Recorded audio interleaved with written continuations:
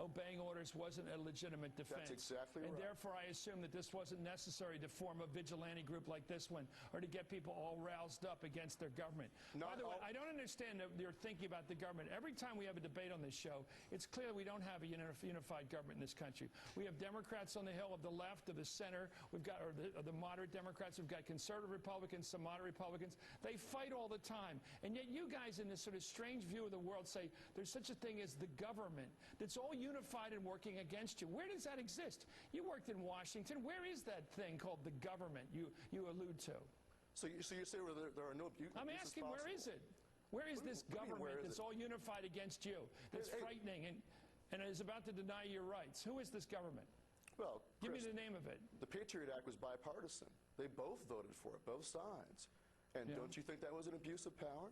And abuse of rights? And yes, and it's being debated and argued among people within the political system we have in this country. And that's right. People fighting it, and we don't have to have people, armed people out there standing ready to challenge authority. Anyway, let's move on. I want to bring Mark Podock in here, let him argue the case.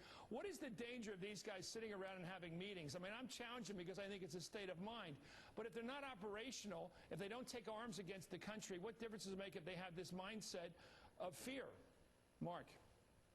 Well, I'd say a couple of things. First off, I'd point out that Stewart Rhodes just talked about, well, you know, maybe this could happen someday down the line, and this is a sort of theoretical worry that he has, or so he says. The reality is that when you look at the Oath Keepers website, the core of it is this business about the orders they're not going to obey, and it starts out with a preamble, a quote from George Washington saying, you know, now is the time, or soon comes the time when it will be determined whether we're slaves or freedmen. Immediately after that, the Oath Keepers website says, presumably in Stewart Rhodes's words, that that time is near at hand again. Look, I mean, the bottom line is that this is a group that is driven by conspiracy theories about the government, very much like the militia conspiracy theories. What's the harm? What's the harm in his thinking? They believe, presumably, that FEMA's out there setting up concentration camps and that kind of thing. I mean, this whole list of things that they're not going to do are the very fears that were enunciated by people in the militia movement, some of whom went on to do rather violent things. In one case, to attempt to attack Fort Hood in Texas because they thought foreign nationals were being trained there to suppress American patriots. So it's very much the same idea. Look, I mean, I have no let him respond to that. Let him respond to that. Do you have anybody in your group? Have you had any indication, Stewart, that any people have heard your arguments and have become dangerous to our society? Not at all. They're police officers. What about the birth crowd? Are you connected to the... I want to know one other thing, because this fellow that broke into the Holocaust Museum, the other day, it wasn't long ago, it was this summer, broke into the Holocaust Museum and shot the armed guard. He believed he was honoring a cause, which was that Barack Obama shouldn't be president because he's not a legitimate citizen, a native-born citizen. People do act. McVeigh and those people do act in this way, sir. Stewart, they do act on what they read and hear. You don't fear that. Not an organization at all. And I find it offensive that Potok likes to lump us in with white supremacists. I'm a quarter Mexican and come from a family of migrant farm workers from California. And so to insinuate that I'm in bed with white supremacists and neo-Nazis, which he has, lumping us all together is offensive. That's ridiculous. I haven't suggested that you're connected remotely to white supremacists. You said we're coalescing. We're all coalescing together. And how is that, Mr. Rhodes? Excuse me?